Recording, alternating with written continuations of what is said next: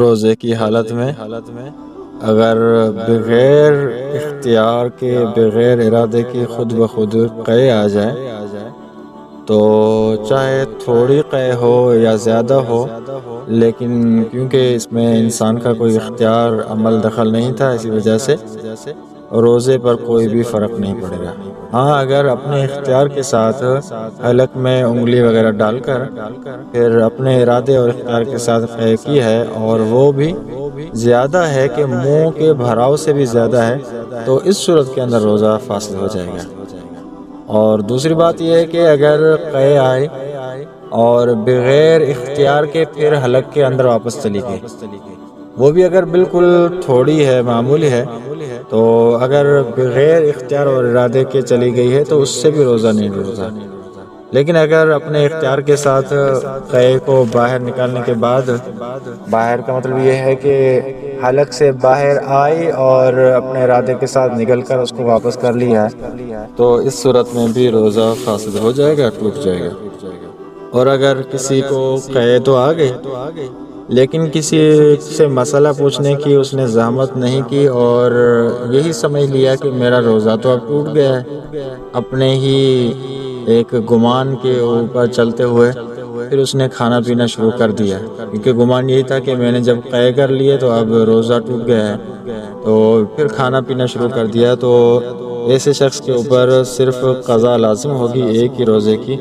باقی وہ جو کفارہ ہے 2 مہینے کے روزے، یہ اس کے اوپر لازم نہیں ہوں گے۔ دوسرا یہ مسئلہ ہے کہ اگر کسی نے بھولے سے روزے کے اندر کھا بھی لیا، یعنی کھا پی تو رہا ہے، اس کو معلوم ہے میں کھا رہا ہوں، پی رہا ہوں، لیکن روزہ بالکل ہی یاد نہیں رہا، اس نے کھانا پینا شروع کر دیا، تو جب تک اس کو یاد نہیں، کھاتا پیتا رہا تو اور پیٹ بھر کر بھی کھا لے تب بھی روزہ نہیں ٹوٹتا۔ ہاں، اگر کھاتے ہوئے درمیان میں یاد آ گیا کہ میرا تو روزہ ہے، تو پھر اس کے اوپر لازم ہے کہ منہ کے اندر جو لقمہ ہے اس کو بھی حلق کے اندر داخل نہ کرے، بس جو کھا لیا، باقی جو منہ کے اندر ہے وہ بھی باہر پھینک دے۔ اگر یاد آ جانے کے بعد منہ میں پڑا ہوا لقمہ اس کو بھی اگر نگل لیا تو اس کا روزہ فاسد ہو جائے گا، ٹوٹ جائے گا۔ باقی جب تک یاد نہیں تھا، جتنا بھی کھاتا پیتا رہا تو اس سے روزے پر کوئی بھی اثر نہیں پڑے گا اور روزہ بدستور باقی رہے گا۔ ایک اور مسئلہ ہے کہ اگر سحری کے وقت بیداری نہ ہو تو اب روزے کا کیا حکم ہے؟ تو ظاہر بات ہے جب انسان سو رہا ہوتا ہے تو اس وقت نیت یہی ہوتی ہے کہ صبح اٹھ کر میں سحری کروں گا اور صبح کو میں روزہ رکھوں گا، تو صرف دل کے اندر اتنی نیت کر کے سوتا ہے تو اس کی روزے کی نیت تو ہو گئی،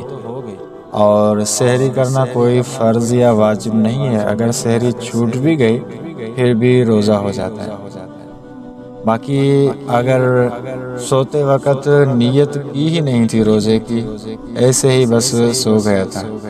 اور اتفاقاً صبح کے وقت پھر سحری کے لیے بیداری بھی نہیں ہوئی، اب ظاہر بات ہے سوتے وقت بھی روزے کی نیت نہیں کی،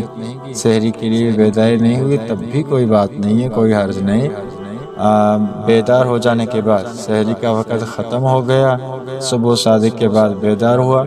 بیدار ہونے کے بعد بس دوپہر تک، نصف نہار تک، اس وقت کے اندر کسی بھی وقت نیت کر لے تو روزہ اس کا صحیح ہو جائے گا۔ اور نیت کے لیے یہ بات بھی ذہن میں ہونی چاہیے کہ نیت یہ فعل قلب ہے، دل کا فعل ہے،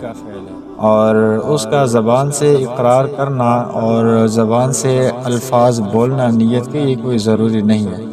صرف دل کے اندر ایک چیز سوچ لی، روزے کا تصور کر کے